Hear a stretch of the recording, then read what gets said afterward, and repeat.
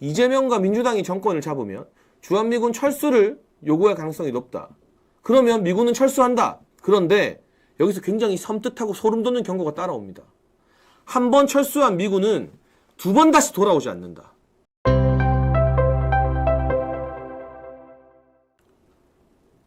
이화영의 이 유죄 판결 이후로 이재명이 자신의 방북을 위해서 800만 달러를 북한에게 줬다는 게 사실상 법적으로는 확정이 된 겁니다. 이재명의 대북 송금 1심과 2심, 3심이 남아있지만 그건 그야말로 이제는 요식행위가 되었습니다. 왜냐? 이화영이 1심과 2심에서 대북 송금으로 유죄가 확정되었기 때문에 이재명이 무죄일 수가 없어져요.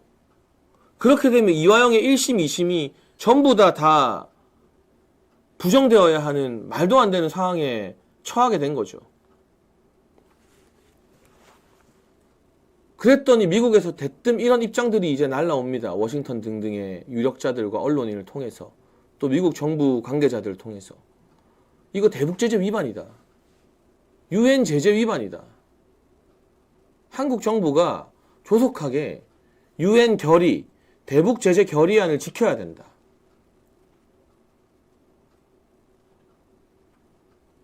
이게 얼마나 심각한 이야기냐면요. 어떤 기업이나 어떤 은행이 북한에 불법적으로 송금을 하다 걸리잖아요. 지금은 조금 지나간 단어인데 여러분 문재인 정부 때 이 단어가 아마 기억나실 거예요. 세컨더리 보이콧이라는 단어 한번 들어보셨습니까? 기억나시죠, 여러분? 제가 이거 여러분들 기억을 환기시키려고 공부를 많이 해오거든요. 이 세컨더리 보이콧이 뭐냐? 북한에게 불법으로 송금하는데 관여된 사람들까지 전부 다 미국의 정부와 금융기관에서 보이콧을 하겠다. 너네랑 이제 거래 안 하겠다는 거예요. 그래서 문재인 정부 때 우리가 언론에서 진짜 많이 나왔던 단어가 바로 이 세컨더리 보이콧이에요. 왜?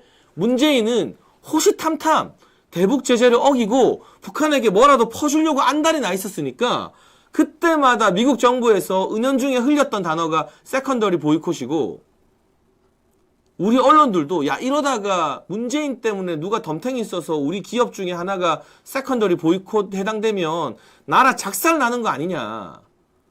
그래서 이 단어 되게 많이 들어보셨을 거예요. 문재인 정부 때 뉴스 많이 보신 분들은.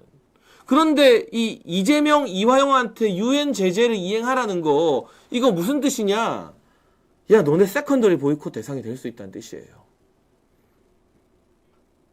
이게 이화영의 개인 범죄가 아니라 이재명을 위해 벌어진 조직 범죄이고, 이화영은 심부름하는 중간 연결상이죠. 그러면 종범이에요. 주범은 누굽니까? 이재명이잖아요. 이로 인해 800만 달러 보내고 혜택을 받은 사람 누굽니까? 혜택을 받게 될 사람 이재명이잖아요. UN 제재 대상이 되면요, 미국에 못 가는 건 당연하고요. 여러분 우리가 지금 막 CIA에 신고하고 막 이런 것 때문에 미국 못 갈까봐 저 좌파들이 벌벌 떨고 무서워하잖아요. 저는 그것만으로도 충분한 이 심리적인 효과가 있다고 보고 있는데, 진짜 UN 제재 대상이 되면 미국에 못 가는 건 당연하고 미국의 기관들과 소통과 교류 자체를 할 수 없습니다. 미국 정부뿐만이 아니라 미국의 어떤 금융기관들과요. 그래서 기업이 여기에 걸리면 부도가 나요. 왜? 공신력 있는 미국 금융기관과 거래가 안 되니까. 파산하는 거예요. 정치인이 UN 제재 대상이 된다? 미국 못 가고 미국 대통령이 참여하는 모든 국제회의에 갈 수가 없습니다. 여러분 대한민국 대통령이 이제 그러면 미국 대통령이 오는 국제회의에 다 못 가는 거예요. UN도 못 가요. UN 총회 어디서 열립니까? 뉴욕에서 열리잖아요.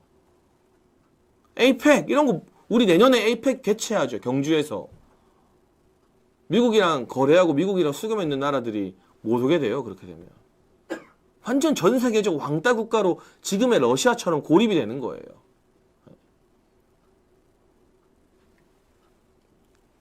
그런데 그 무서운 세컨더리 보이콧을, 그 무서운 UN의 대북 제재를 지금 미국의 조야의 인사들이 우리나라 정부 보고 이행해라. 이행해라. 이화영 유죄 나온 거 보고 이화영한테 적용해라. 그럼 이게 이화영에서 끝납니까? 절대 끝나지 않습니다. 이화영이 대북 제재 대상이 되면 이재명도 같이 제재 대상이 되는 겁니다. 그리고 이제 1월 20일에는 트럼프 대통령이 취임합니다. 트럼프 대통령의 핵심 가치, 외교적으로 트럼프 대통령의 핵심 가치는 뭐냐? 바로 반중입니다. 중국에 대항하는 새로운 질서를 만들겠다는 겁니다. 근데 지금 미국에서 어떤 메시지들이 나오고 있느냐? 제가 원래 정치펀치에서 매번 이 국제정세 소식을 이야기해드리는데 오랜만에 VOA라고 들어보셨죠? 보이스 오브 아메리카. 미국의 목소리. 이거 여러분 그냥 개인 언론사나 뭐 사적인, 상업적인 미디어 채널이 아닙니다. VOA는 미국 국무부에서 운영하는 언론사예요. 그래서 지금은 바이든 행정부의 영향력 아래에 있고 1월 20일 이후로는 트럼프 행정부의 영향력 아래에 있게 될 거예요. 그런데 여러분이 아시는 것처럼 트럼프 대통령보다 현재 아직까지 임기를 수행 중인 바이든 대통령이 훨씬 더 좀 유하고 온건한 사람이잖아요. 강성은 아니잖아요. 그럼에도 불구하고 바이든 행정부 산하에 있는 이 VOA에서 최근 어떤 보도를 하고 여러 인사들 인터뷰를 통해서 어떤 메시지를 내고 있느냐. 이재명과 민주당이 정권을 잡으면 주한미군 철수를 요구할 가능성이 높다. 그러면 미군은 철수한다. 그런데 여기서 굉장히 섬뜩하고 소름 돋는 경고가 따라옵니다. 한 번 철수한 미군은 두 번 다시 돌아오지 않는다. 무섭죠? 이거 농담 아니겠죠? 그런데 가뜩이나 트럼프 대통령은 주한미군의 방위비 분담금을 올리겠다고 공언하고 있습니다. 이재명과 민주당이 거기에 대해서 토달면서 헛소리하면 그러면서 중국 위주의 정책을 펼치면 주한미군 철수뿐만이 아니라 지금 나오고 있는 이재명 유엔 제재 이거 현실화될 수도 있습니다. 그럼 대한민국 망하는 겁니다.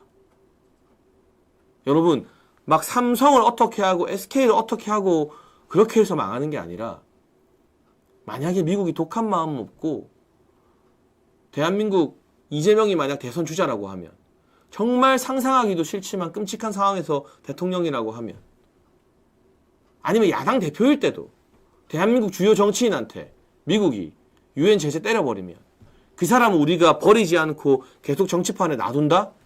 그 대한민국 망하는 거예요.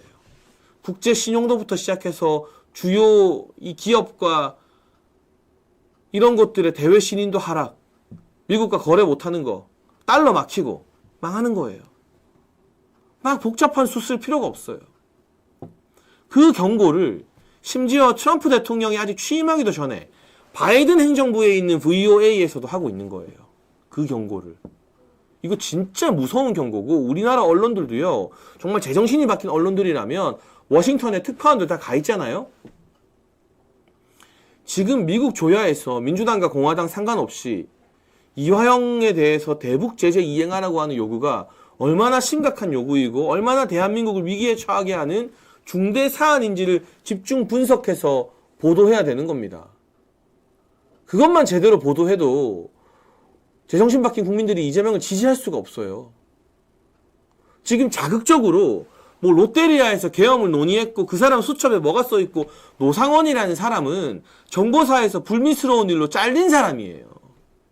여러분 이 사람이 진짜 실세고 이 사람이 진짜 군을 좌우하면서 막 계엄 모의를 해서 이 사람 마음대로 할 수 있는 사람이면 어떻게든 안 자르고 데리고 있었겠죠, 군에. 안 그렇습니까? 상식적으로.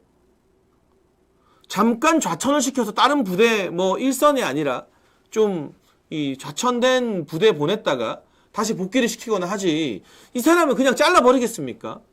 그렇게 실세면. 근데 잘린 사람이 자기의 그냥 개인적인 친분을 가지고 여러 사람들과 이야기하고 뭐 무속을 했다느니 뭔지 잘 모르겠는데 수첩에 막 써놓은 걸 가지고 그게 사실인 것처럼 막 보도하는 거예요. 여러분 어느 사령관도 아니죠. 잘려서 민간인이었으니까 뻔히 드러나는 보안 하나도 유지 안 되는 수첩에다가 계엄 관련된 거 적어놓고 사람들 다 있고 와글와글하고 옆 테이블에서 무슨 말 하는지 다 들리는 롯데리아에 앉아가지고 계엄 이야기를 합니까? 이게 말이 됩니까, 여러분? 이딴 걸 지금 단독 보도라고 경쟁적으로 보도하고 있는 언론이 외설을 전시하는 삼류 황색지와 뭐가 다릅니까? 지금 보도해야 될 것들은 제가 말한 미국에서 이재명과 민주당을 겨냥하고 있고 주한미군 한 번 돌아가면 다시는 한 번 나가면 다시는 돌아오지 않는다는 말, 그리고 이화영에 대해서 대북제재 적용하라는 말, 이런 것들이 얼마나 심각한 우리 대한민국의 리스크가 되는지. 이제는 사법 리스크가 아니에요, 여러분. 이거는 거의 이재명의 외교 리스크이고 이재명의 반미 리스크이고 이재명의 유엔 리스크입니다, 이제는. 이 심각한 사안에 대해서 더 많이 보도하고 더 많이 알려야죠. 그리고 이런 게 뭐가 소용이냐고 하는 분들은 보지 마세요, 방송을 제발. 소용도 없는 거 왜 봅니까? 이런 걸 알아야, 그리고 이런 내용이 우리 아시아투데이 TV와 유튜브와 각종 종편과 뭐 KBS, YTN, 연합뉴스를 통해서 퍼져나가야, 국민들께 전달이 돼야 이 심각성을 더 많이 알게 되고 여론이 돌아오는 거죠. 이런 걸 누가 어디서 지금 설명을 잘 안 해주잖아요. 그러니까 지금 4,000명이 보고 있으면 여러분이 10명한테만 말하면 4만 명, 100명한테 말하면 40만 명이 이 사실을 알게 되면 그게 여론을 바꾸는 중요한 기폭제가 되는 거죠. 지금 아시아투데이에서도 기사를 썼지만 12월 22일 아시아투데이 보도를 보면 제목이 이렇습니다. 이례적인 미의 한 야권 비판, 대북 제재 이행하라, 이재명 압박. 이례적이라는 거예요. 미국이 내정 간섭 오해받기 싫어서 다른 나라 정치인들과 정당에 대한 비판을 공개적으로 하지 않습니다. 그런데 이화영의 대북 제재와 관련해서는 제재 대상으로 넣어라. 이화영이라는 인물을 유엔 제재 대상에 포함시켜야 된다라는 공개 의견을 설파한 거고, 이 이화영이 이재명의 최측근이고 이화영의 유죄라는 것은 곧 이재명도 거기에 해당된다 유죄라는 걸 미국이 모르겠습니까? 네. 얼마나 많은 정보를 미국이 다 수집하고 있는데요.